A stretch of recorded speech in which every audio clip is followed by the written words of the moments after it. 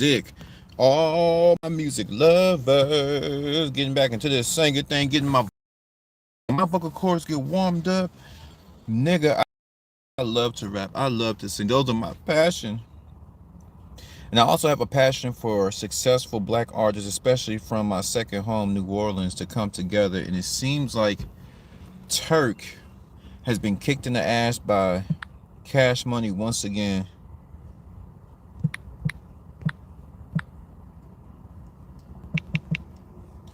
Seems like Turk would not be performing with No Limit and Birdman in them.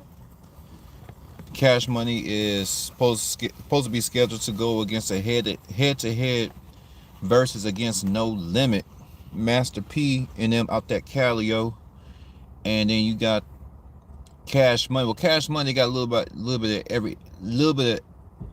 of everybody from everywhere, because BG from the 13th Ward, Lil Wayne from that Holly. Shout out to that mighty Holly Grove. Shout out to that 17th.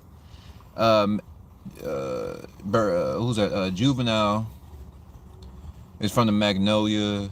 Juvenile, Birdman's brother, they from the Magnolia, but it's pretty much they all kick it in the Magnolia. So Cash Money is a Holly Grove 13th and the Magnolia versus Master P and that Calio. That Calio. See if I can get a question going. Let me see. The poll today. Let's see.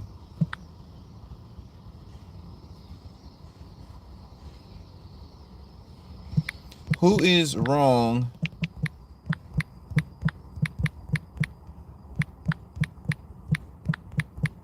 for not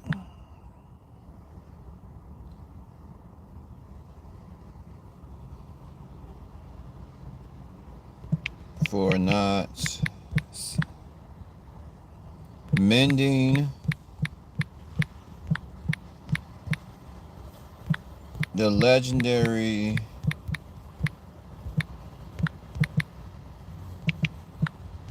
friendship? Turk? Is it Turk's fault? Or BG / Birdman?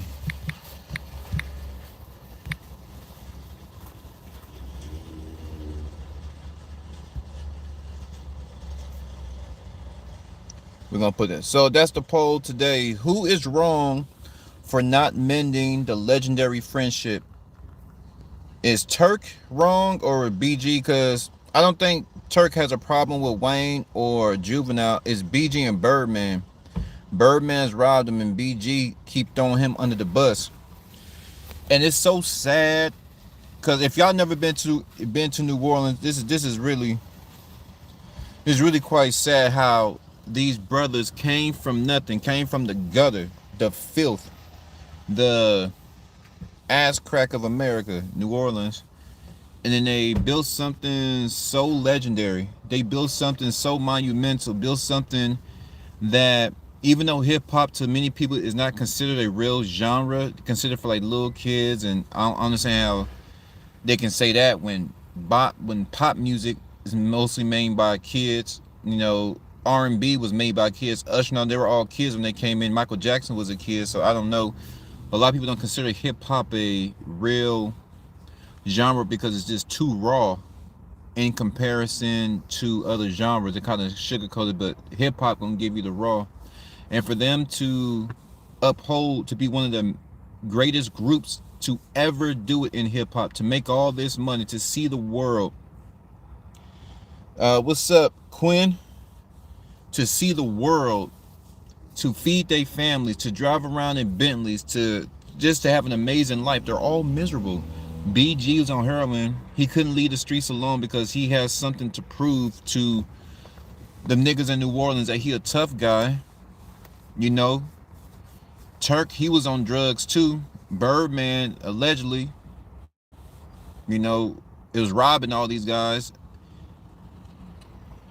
It's just a bad. It's just a lot of things, and there's a lot more too that we'll never get into. But just for me, growing up in New Orleans, in and out Cali, New Orleans, and just to see how these brothers put their minds together and did, and No Limit too, and for their friendship to fall like this, like you niggas and y'all late 40s and 50s. Gotta remember they started out real young, so they still fairly, they're middle aged right now. Well, Birdman's the oldest, but Turk is in his 40s. I think Juvenile just made 50, but the songs that they made were 30 years ago. So 30 years of friendship, and y'all gonna go out like this. It's all about the go out.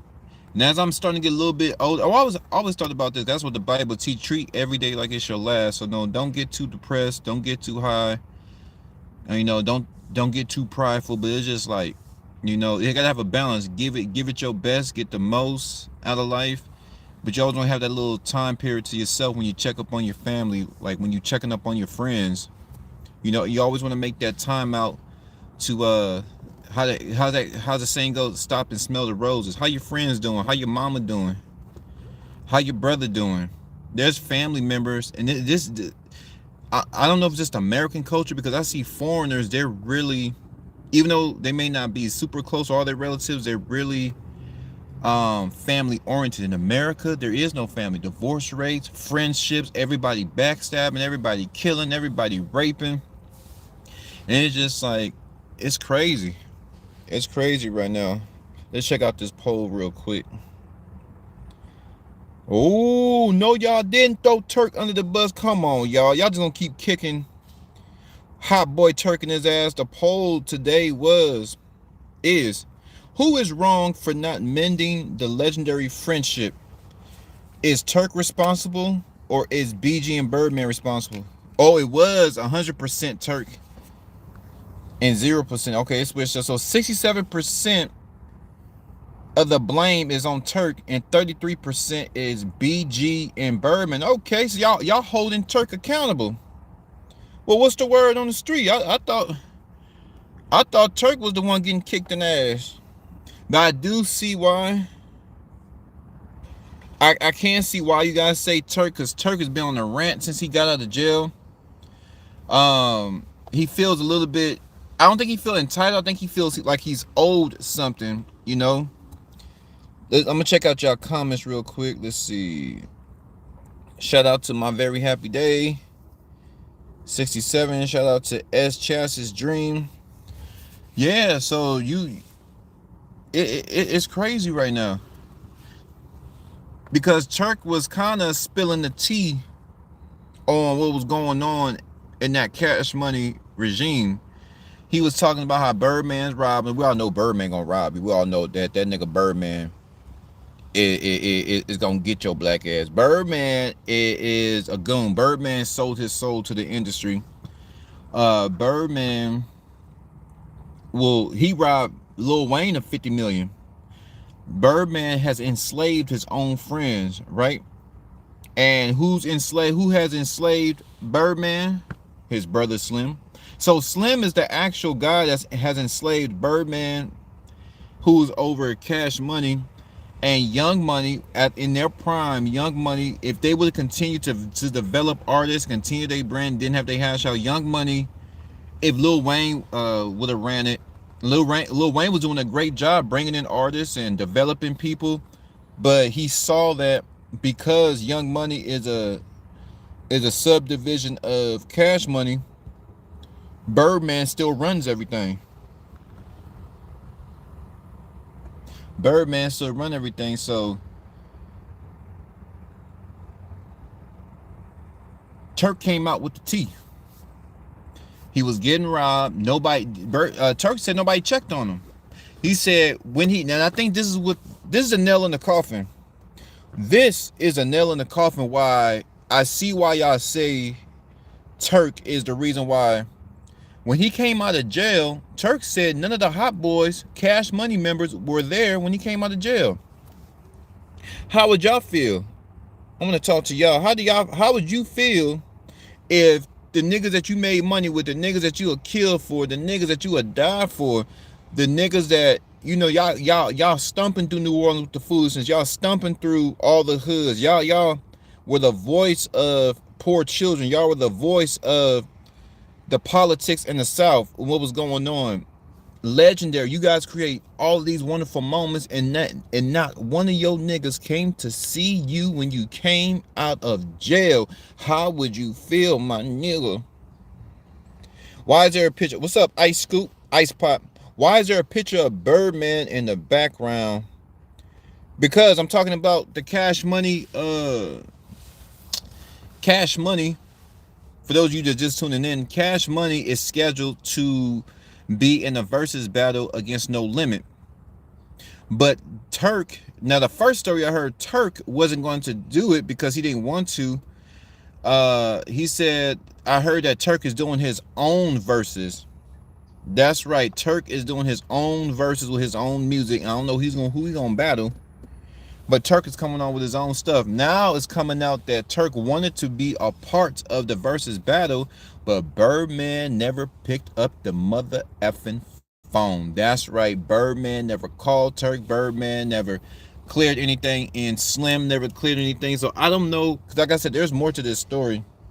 But when them niggas didn't come to see Turk when he was in jail, then now let me not lie, I think they gave him a little bit of money, but Turk said when he thought he's going to come out, after all the work he did, he thought he was going to at least have a decent car. Turk was doing bad, y'all. Turk was doing real bad in the trenches, and not the only person, but the main person that had his back, that had Turk's back, was his old lady.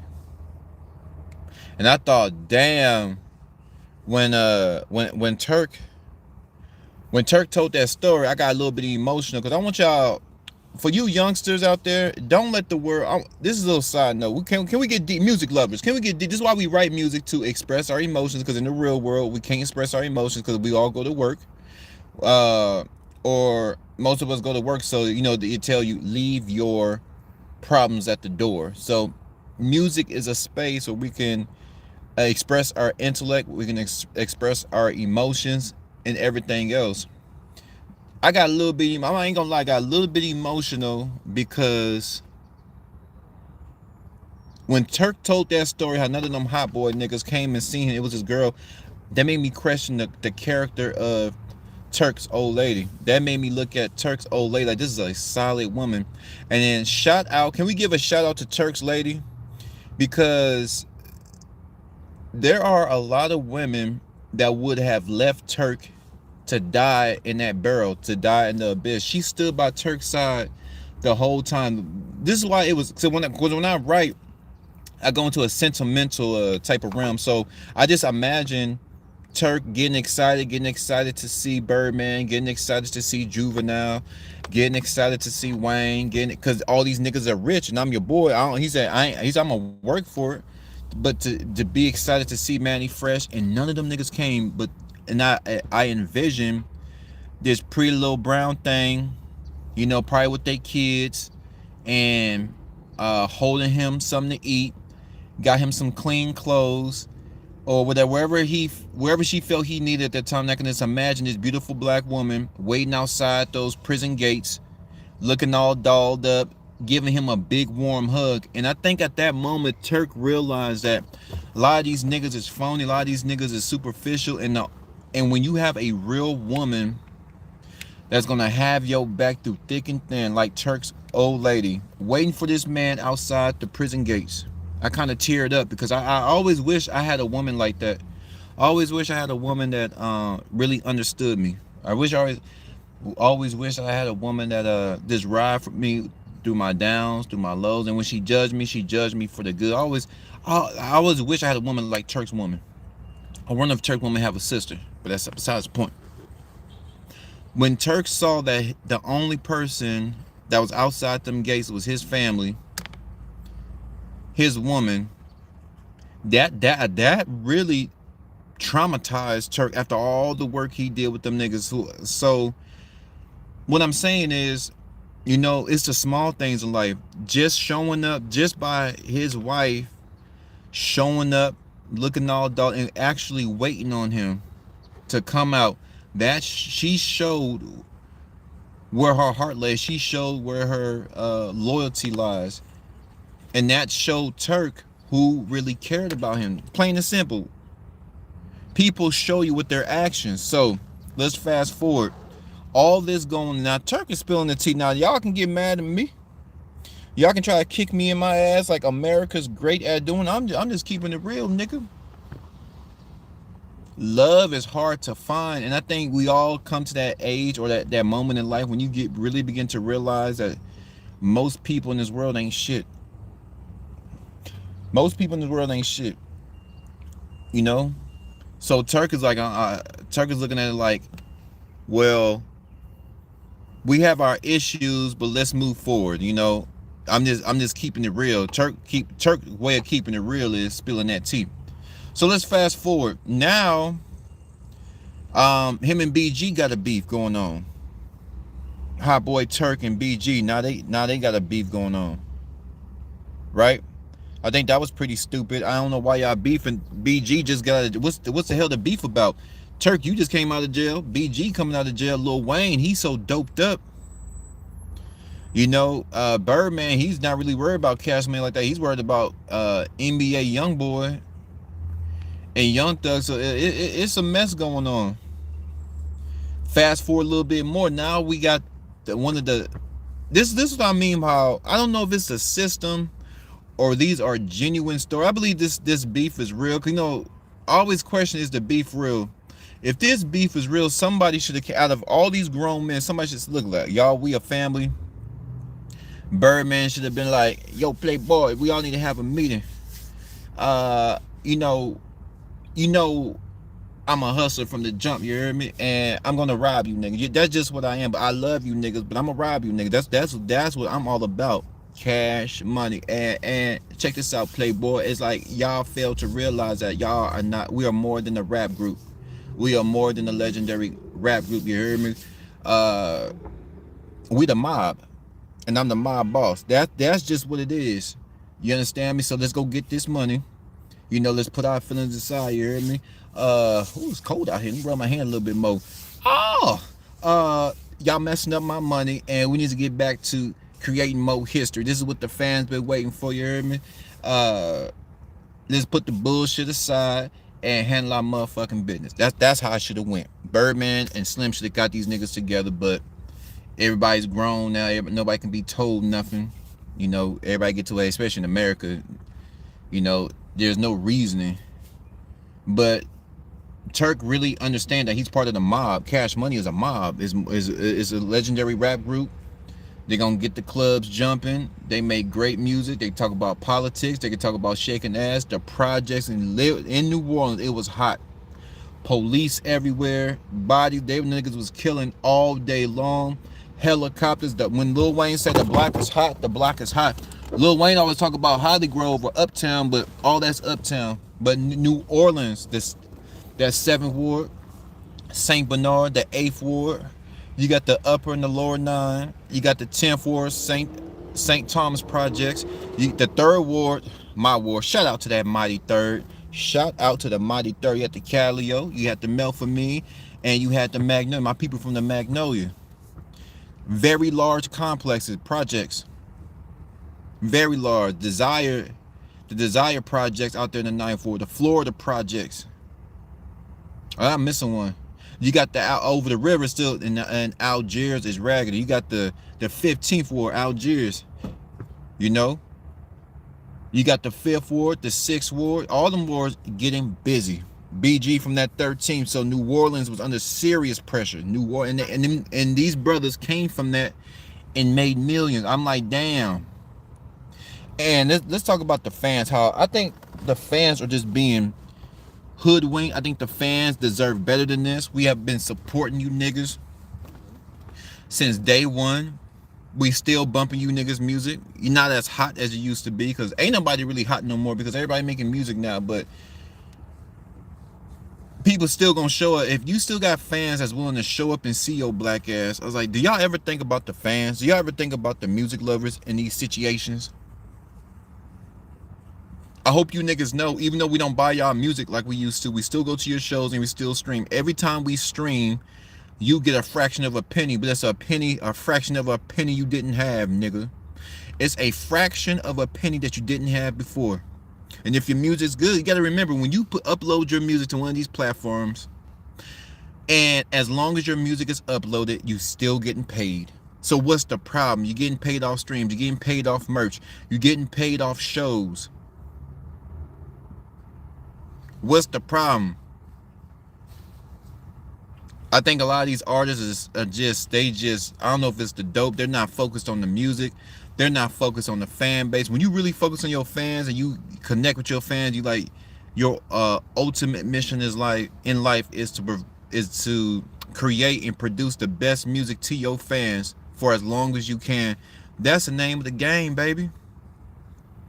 Even if you're not as hot and as big, and all the shine's not on you, you still got to go out there and think about the fans. No limit. Now, can we talk about that Calio? Can we talk about Master P and them, one of the greatest hustlers to ever do it, one of the greatest businessmen and fathers to ever do it? Calio, grimy. Everybody talk about who's the grimiest. Let me tell you, I've never been to New Orleans. They all grimy. Watch it back. Don't trust the Holly Grove nigga. Don't trust none of them. None of them. And some of the worst areas in New Orleans are not even in the projects.